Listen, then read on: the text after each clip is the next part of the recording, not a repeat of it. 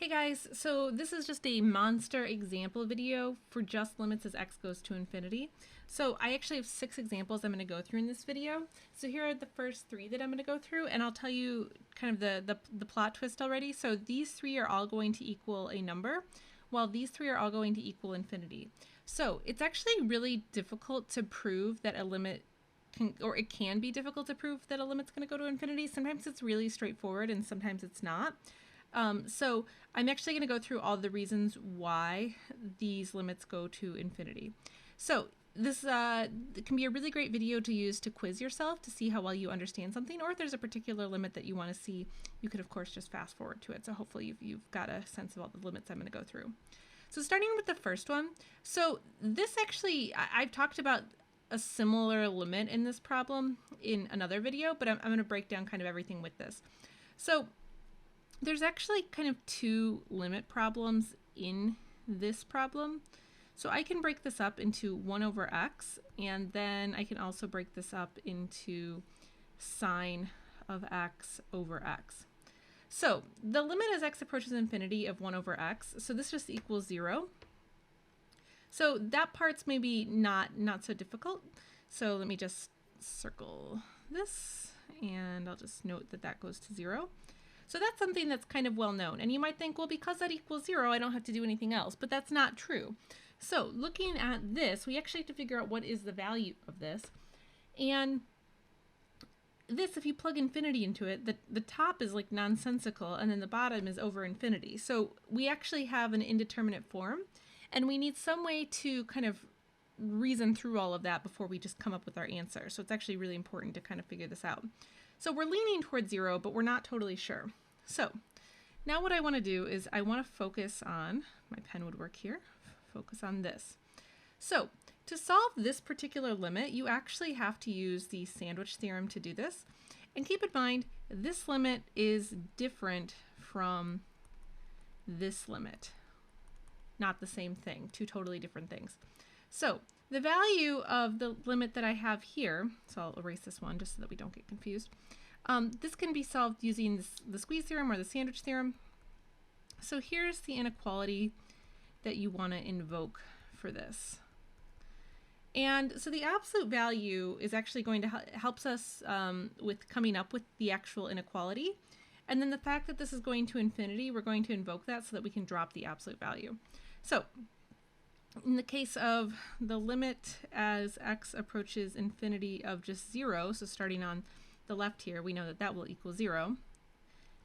And that is also going to be the same value as the limit on the right. So if I take the limit as x approaches infinity of the absolute value of 1 over x, this will also equal 0.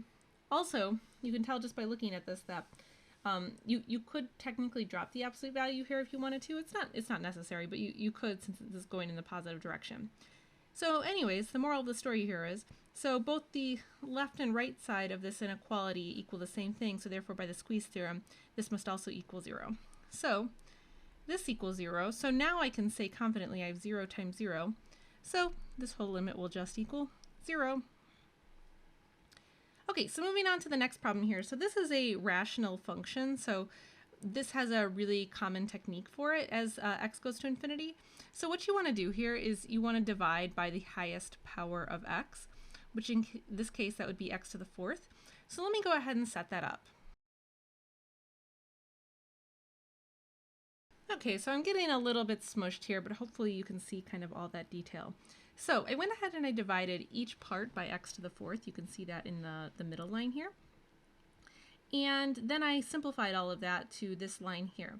And the thing that I'm kind of banking on here is that, like all of these parts here, these are all going to go to 0. So this is something I've explained in depth in other videos. If you are looking for a more robust explanation of that, you can check that out. So I really am just left with these 2 constants, 7 over 9. So that's going to actually be the value of this limit, 7 over 9. So moving on to C here, so now we have the limit as x approaches negative infinity of this square root 25x squared plus x over x. So this is actually still kind of a rational function, or we can use a similar technique really. And the thing to think about here just for a moment is what looks like it's the dominating term. You might think it's x squared, but keep in mind that that x squared is being covered by this square root. So if I take both of those into account, really this just comes out to being x. So we have actually the same degree on top and on bottom. So what I'm going to do here is I'm going to divide both the top and bottom by x again. So let me show you how that works. Okay, so just check this out. So I decided just to write this as one singular square root. So this is the square root of x squared. That is, I'm literally dividing the top and bottom by the same thing, but I just kind of changed the way that I wrote this for the top for the purposes of I need to be able to divide this into this square root. So in doing this, now I can actually separate this square root of x squared. I can divide each part of the square root by that. So now let me simplify this. Okay, so now you can see what happens when I divide the square root of x squared into the square root. So it looks like this. So now all of this will simplify as shown. So now I can pretty easily take the limit here. So really I'm left with like a constant except for this part here, which I know that the limit of this particular piece is just going to go to 0. So the value of this limit is going to be the square root of 25 over 1, which is really just going to be 5. And that's it for that one. So moving on to D here. So this is actually a similar problem to something I've worked out in another video. And you want to be careful with this because problems like this, they're not necessarily just going to equal infinity. Sometimes they actually can equal a number. So you want to watch out for that. So we need to kind of think through this. So the first thing I notice about this square root is that I actually have a greatest common factor of x squared. So I want to factor that out like this. So I have x minus, and then this is going to be x squared times x squared plus 2. So that's how I can factor that out. And now in doing that, I can take the square root of this x squared. So I'm just going to take the square root of this part here since I factored it out of everything. So now I'm going to have the limit as x approaches infinity of x minus x times x squared plus 2. And so now I can actually break this into two separate limits. So the first limit is going to be just the limit of x, and then I'm going to multiply that times the limit as x approaches infinity of the square root, of, so I factored x out of both parts here. So now if I factored x out, there's that x, and so now I'm left with 1 minus the square root of x squared plus 2. So those are my two parts. Okay, so now in looking at this, the limit of this piece here is infinity, and the limit of this piece here, so this is actually 1 minus, so this limit here will be infinity. So this is 1 minus infinity. This actually will equal negative infinity. So normally you don't do calculations with infinity. You usually just want to kind of think through the details, but if we think through the details, so let's do that in maybe this blue here. So this will equal positive infinity, while this is going to equal negative infinity. Again, it equals negative infinity because of this minus sign. So as this x goes to positive infinity, this whole little part here is going to negative infinity. So this is negative infinity. So in general then, we just know that when you have a positive times a negative number, that ends up equaling a negative number. So the overall value of this limit, I've written it right up here, this will equal negative infinity because of this argument.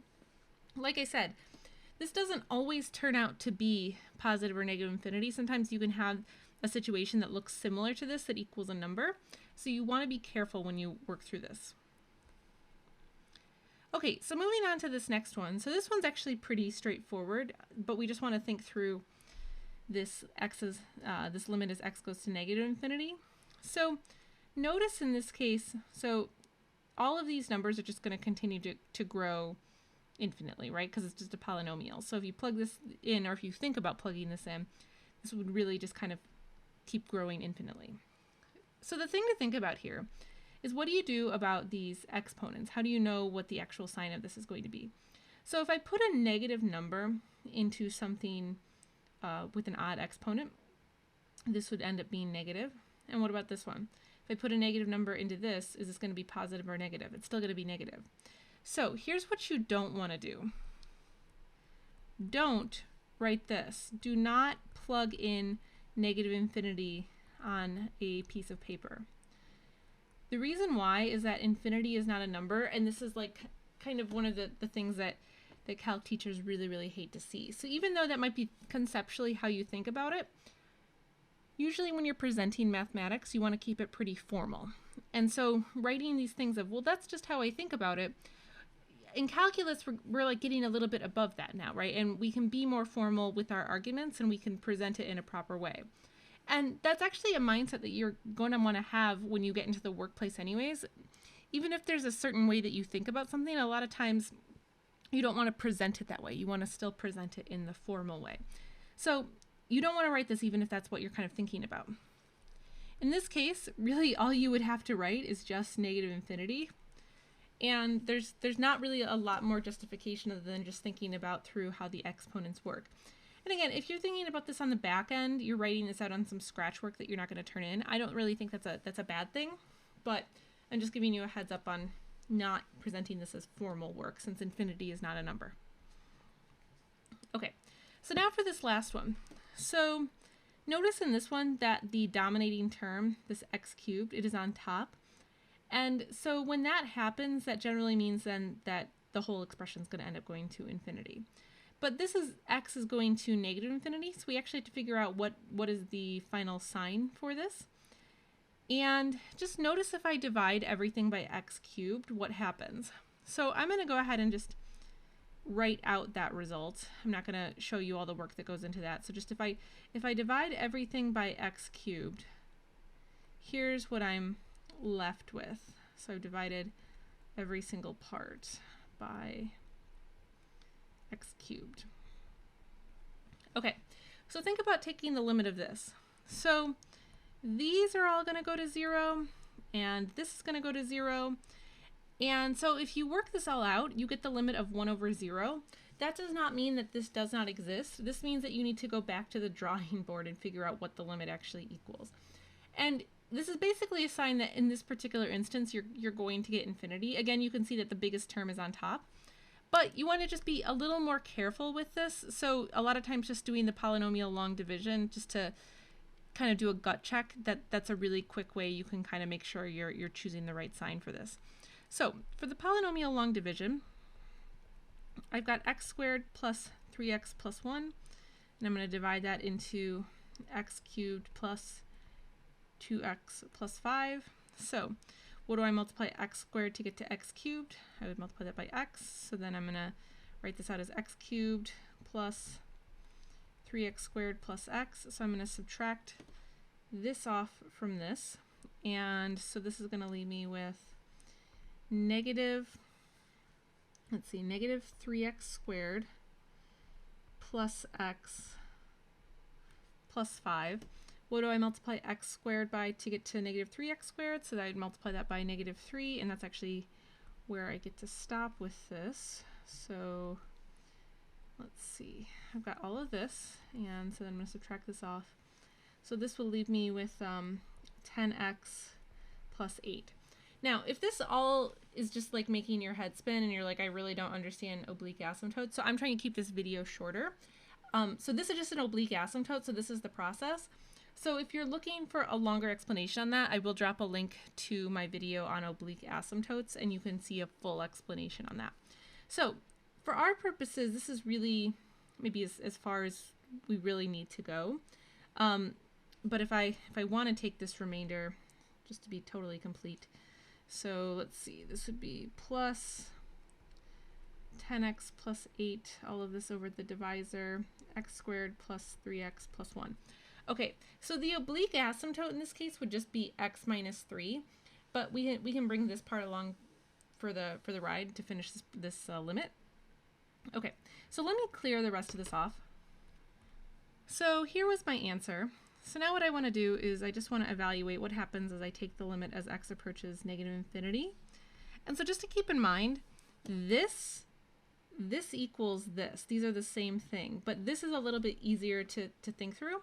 So this is going to go to negative infinity. This is just -3, and then this whole thing is going to go to 0. So now I can see pretty easily that the limit here will equal negative infinity. So that's maybe like the only reason why you'd want to think through those details. Okay, so that covers this particular examples video. If you have any questions or feedback for me, feel free to drop it in the comments, and hopefully I'll see you guys next time. Thanks for watching.